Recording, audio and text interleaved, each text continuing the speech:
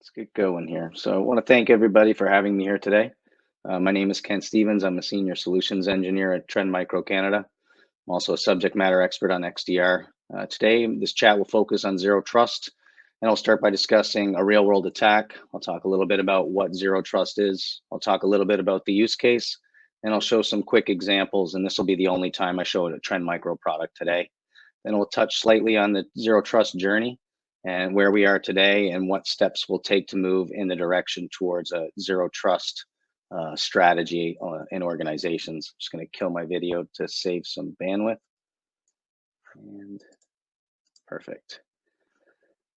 So let's just start with a real world scenario situation today. So organization gets hit, 75% of their computers are encrypted using Rebel ransomware, right? So this does happen today. This is a real world scenario. And how does this play into zero trust? Just when I talk about the attack that I'm about to go over and we go through the talk today, I want you just to relate on where zero trust could have played in so that we could have gained visibility sooner.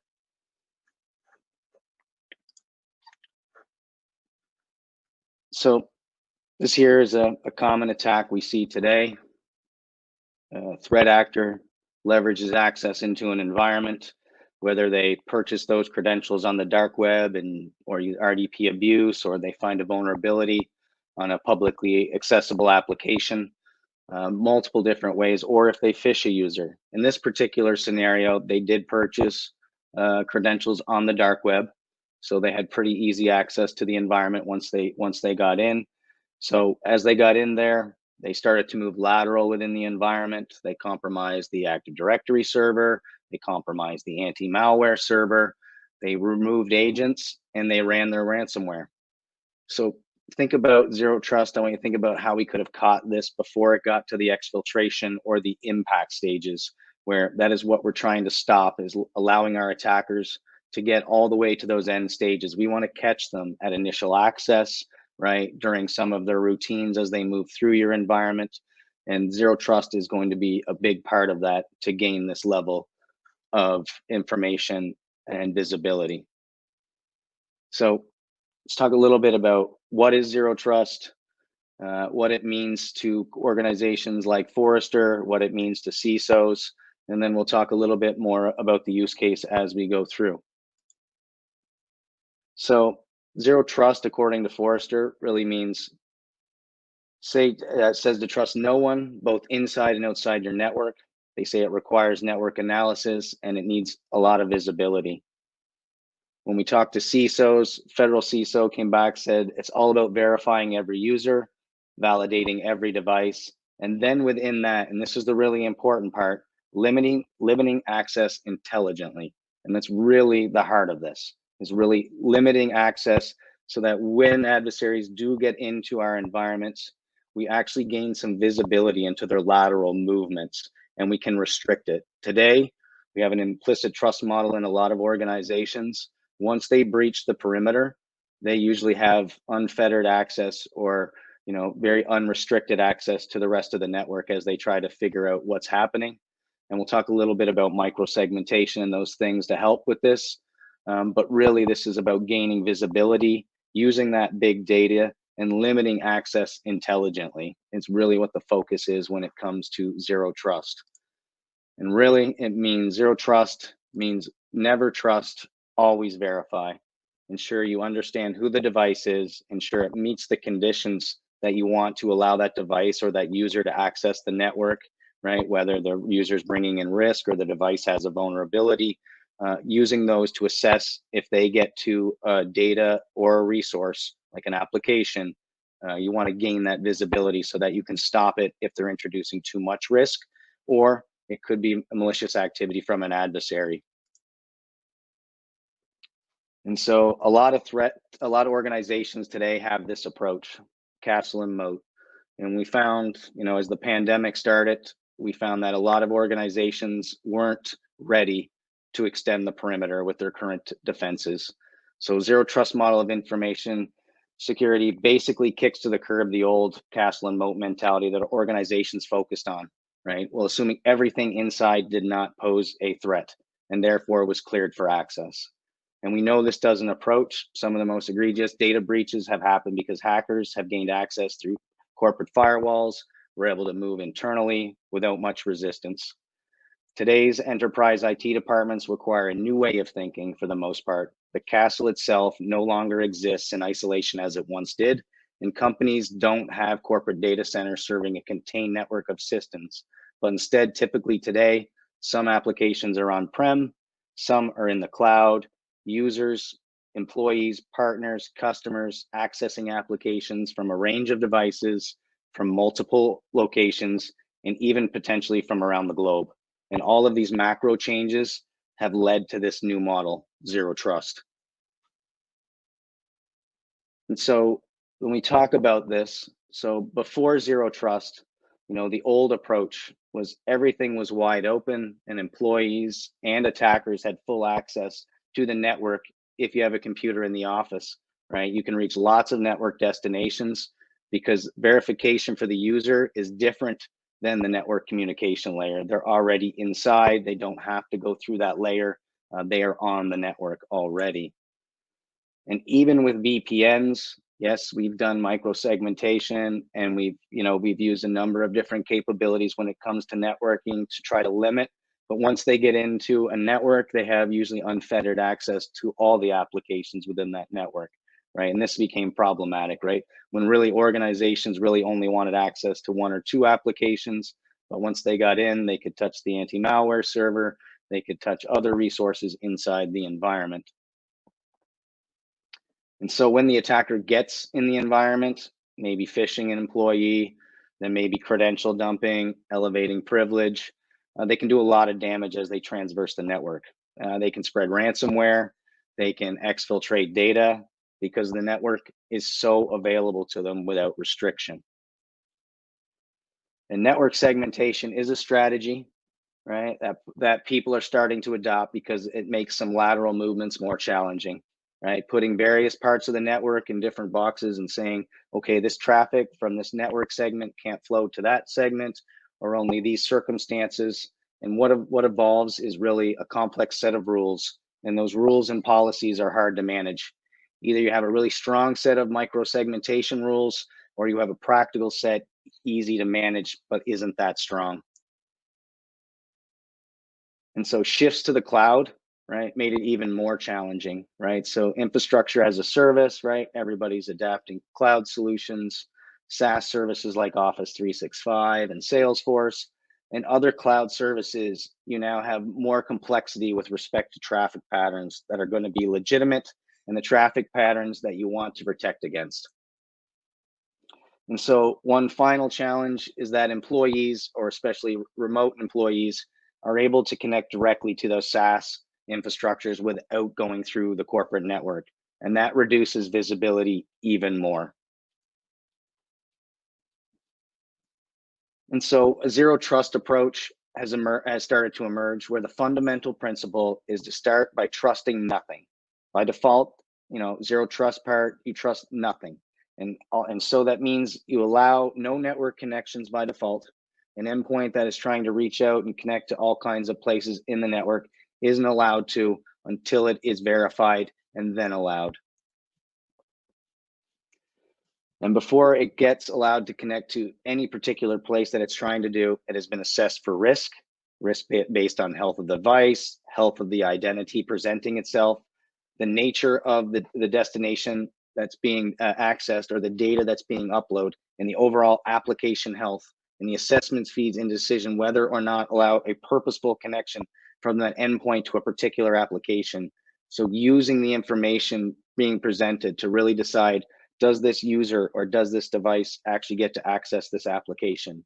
And that connection needs to be assessed continuously, so that the health of a device, whether user identity or application changes that connect, can in fact be found out to be true, right? So we understand who is there, what they have, and what device it is, and are they introducing risk into our environment. And so this is a very different approach, but it's a very effective approach at making life more difficult for attackers. And that's what it really is all about, is they're getting in today, they're getting that unfettered access to the network. Once they get in, they're finding the assets, they're exfiltrating their data, and then they are dropping the ransomware, right? That's what's happening today. That's real world. And I mean, I heard a number today, $4 trillion when it comes to ransomware. In 2020, it was a $4 trillion industry. That's pretty impressive. And we don't want to be on the news explaining why we got hit. So that's why zero trust approaches are going to be the future, right? So attackers have more trouble moving laterally. They have more trouble successfully leveraging a dump credential, right? And this really does complement an XDR approach. And really, if you haven't heard about XDR yet, that's the ability to do cross-layer detection and response. It's really taking that EDR story and bringing it to multiple security levels, having the black box on each security level and leveraging that big data. So detections don't go away. You actually improve the odds of detection when you actually use this kind of an approach, because you're making the attacker's life more challenging. For example, XDR has helped gathering context around the device for a risk analysis, and that helps you understand and make a threat or risk informed decision on a device, whether it connects or not. And this eliminates the wide open VPN challenge scenario, right? We have users on site or off site. They can connect to specific applications, or you're able to determine an access policy driven off the risk that you find from inside the environment. And that means your overall policies are going to be a little less complex around who you allow, and it really boils down to the health of the users and the devices. And of course, there's going to be more, right, to simplify this as we go forward of what's allowed in the environment and what's not. So I hope this adds a little bit of context to what we're talking about today. And now I just want to do a little bit of compare and contrast of the traditional security model versus what it's going to look like in the zero trust paradigm. So traditional security, everything on the network is implicitly trusted. And when we move to zero trust, that paradigm is going to change, and we're really going to trust nothing by default. Nothing will be trusted until it is verified. In traditional security, assumed identities are not compromised. And we see this a lot today. Credentials being, bought off the dark web, credentials being phished from an email, right? That is happening today, and they are getting in our environments. And so everything, whether it's users or devices, are going to be identified, and their health status will play into the zero trust paradigm. It's going to provide a lot better information to make those informed decisions about who gets access and who doesn't. And we assume users act responsibly in the traditional security model. And right, we only allow, in the zero trust paradigm, we're only going to allow network applications access selectively. So not everybody is going to be accessing everything all the time. You're going to be able to use risk-informed decisions and AI to make these decisions for you to ensure that, if they don't meet a certain amount of conditions, that you can cut off their access to either the network or to the application at hand. And in the traditional model, you work to detect actor behavior, right? So using patterns, right, very strong. And when this becomes in the zero trust paradigm, right, we're increasing the challenges for the attacker, right? Now we're seeing them at every level, whether they're, attaching to Office 365, or whether they're trying to get to an application internally on the network. With a zero trust and with XDR alongside it, you're increasing the challenges for the attacker to go unseen. So essentially, we'll be able to gain some visibility from the zero trust paradigm and allow you to make those decisions appropriately. And so quickly, I just want to talk about some various steps towards zero trust, and organizations are taking them today. I mean, first and foremost is verify identities. MFA, if it's not a part of your practice today, it needs to be. You need to have that second layer. And whether it's, using an application to do this, or using, SMS, having some layer of multi-factor is better than no layer of multi-factor. You need to restrict network access. So microsegmentations, DMZs, those are all going to play into this as we move forward. But they only take us so far, and with microsegmentation, it can add some complexity to our environments that some organizations may not be able to handle. And then application safe listing, default deny app execution. So, application safe listing, making sure that an application is not allowed to run unless it's explicitly allowed.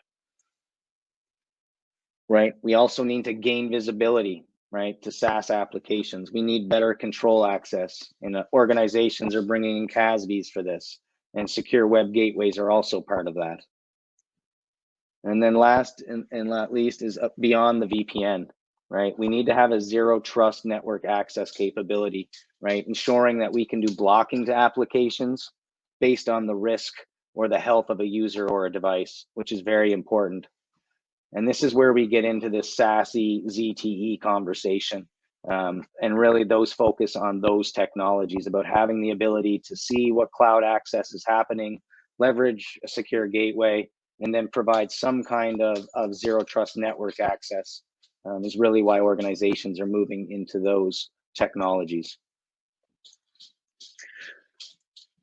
And so zero trust is really all about exposing and prioritizing risk for better decision making. And so this is going to be the only time I'm going to show any kind of Trend Micro product today, but really it's just to give us some visibility and examples of what a zero trust application can bring to us. The biggest and most important one is zero trust is going to be able to bring us continual monitoring of threat and posture risks, right? They're going to be able to pull in threat detection data. They're going to be able to pull in XDR style data or cloud app activity. They're also going to be able to pull in information around account compromise or possibly vulnerability detection, leveraging vulnerability scanners in the environment. They're also going to be able to leverage logs from your identity provider to look for anomaly detection when it comes to where users are logging in from, right? Where users are accessing the data from, right? So new IP addresses, new devices, all of those things are going to be easier to identify with a zero trust approach. User usually signs in from the office in Calgary. All of a sudden that user account is being leveraged from Europe. Those kind of things are going to be a reality, and it's going to play into this zero trust paradigm as we move forward. And like I said, it's going to give us abilities to uncover account compromise risks, whether it's a leaked account, whether it's suspicious user activity, whether it's a targeted user account. Zero trust is going to be able to bring visibility into these different areas where we can make a detailed, obviously a determination based on these different indicators to if a user gets access to a particular application. The other piece is around users' identity, right? They're going to be able to pull in multiple different data sources to give you visibility, whether it's, account compromise or whether it's, different locations logging in. You're going to get the ability to actually have a risk score at the user level. So this user is introducing X amount of risk, and whether that is, risk because their credentials got dumped on their endpoint, or risk because they're being phished in the email channel, or even risk because they're having sketchy cloud app activity. These type of indicators will help calculate risk scores for users and allow us to make determinations if a user should have access, especially to critical assets, if they're introducing high or elevated amounts of risk into the environment. These zero trust capabilities are also going to allow us to understand the health of devices.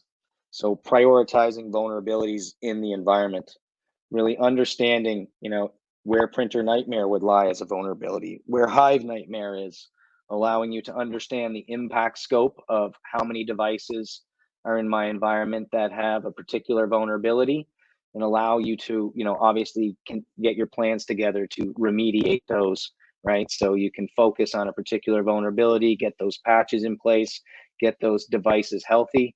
And if there is an underlying, protection layer from our product suite, will also provide you a rule for that also if it is available. But understanding, is this device, even though it's my administrator, is it healthy? Have they patched it recently? Is there some major vulnerabilities? And understanding the health and risk of a device at any point in time will help us identify any kind of risk coming into the environment at the device level. And so where are we today, and how are we going to navigate this journey? Because a lot of organizations I speak with today really are just starting this journey. They've seen the term zero trust. They started to investigate and understand a little bit more about what it means. In some organizations, they think it's going to be very hard to implement this. But there are ways to get started, and there might be baby steps at the beginning as we start to develop. But you will see more and more of this capability as we go forward. And so we're still in the early days. And so there's no vendor that has a complete zero trust solution, right? It's still, much time for innovation and opportunity ahead. You're going to see a lot of organizations and a lot of vendors come with their zero trust solution. This is going to be requiring more of a mindset or a strategy to get going. It's not going to be one single solution. It's going to be policies. It's going to be solutions. It's probably going to be multiple solutions as organizations gain that visibility. But no single vendor today has a complete end-to-end zero trust solution, according to what we term it as in the industry. And so, like I said, this is going to be a long road. Organizations are going to have to shift their mindset from, that least privilege model where, you only give them access or the ability to leverage these particular resources. That mindset has to shift slightly. So it's not a product. It's a mindset. Oh, sorry. And we need to gain this visibility for better decision making. We need to continuously verify end users and devices, right? Utilizing a zero trust solution. And without risk analysis, how can you effectively enable trust, right? You need to have big data to make this happen. And like I said earlier, really limit access intelligently using SASE solutions, using scores from zero trust solutions, and really allowing you to make better determinations of who gets access to data or applications based on the risk that they introduce into my environment. And so big picture here is as you move forward and think about zero trust, there is going to be a direct correlation between zero trust and XDR solutions, right? Essentially, they are going to work together. It's going to create an ecosystem, right, where threat detections are key to understanding risk in the environment, and zero trust approach is really going to slow down attackers and make them much more visible in the environment. So they are really going to work hand in hand as we go forward. So zero trust is not only a single pane of glass to understand risk, but it's going to be brought in and leveraging XDR as it goes forward to understand threats in the environment.